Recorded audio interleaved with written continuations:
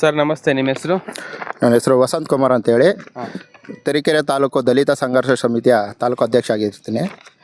ಇಲ್ಲಿ ಸರ್ಕಾರಿ ಕೆರೆ 4 ಎಕರೆ 19 ಗುಂಟೆ, ತರೀಕೆರೆ ಕಸಬಾ ಹೋಬಳಿ ಅಳಿಯೂರು ಗ್ರಾಮದ ಹೀಗೆ ನಾವು ನಿಂತಿದ್ದೀವಿ. ಇದು ಕೆರೆ ಪ್ರದೇಶ.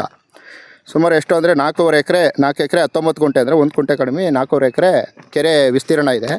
ಆದರೆ ದಿನೇ ಏನು ಮಾಡ್ತಾ ಇದ್ದಾರೆ, ಒತ್ತುವರಿದಾರರು ಏನಂತ ಗೊತ್ತಿಲ್ಲ, ಯಾರು ಒತ್ತುವರಿ ಮಾಡ್ತಿದ್ದಾರೆ ಗೊತ್ತಿಲ್ಲ. ಸುಮಾರು 2.5 ಎಕರೆ ಒತ್ತುವರಿ ಆಗಿರೋದು ಕಣ್ಣಿಗೆ ಕಾಣ್ತಾ ಇದೆ. ಇಲ್ಲಿ ಕೆರೆ ಅಂತೇಳಿ ನಗರ ಪ್ರದೇಶದ ಮಧ್ಯಭಾಗದಲ್ಲಿ ಇದ್ರೂ ಇದನ್ನು ಉಳಿಸ್ಕೊಳಕ್ಕಾಗ್ತಾ ಇರೋದು ನಮ್ಮ ದುರಾದೃಷ್ಟ. ಹಂಗಾಗಿ ಇದನ್ನು ನಾವು ಎಷ್ಟೋ ಬಾರಿ ಮನವಿ ಕೊಟ್ಟರು ಇದು ಮನವಿ ಕೊಟ್ಟ ಅಧಿಕಾರಿಗಳು ಏನಂತಾರೆ?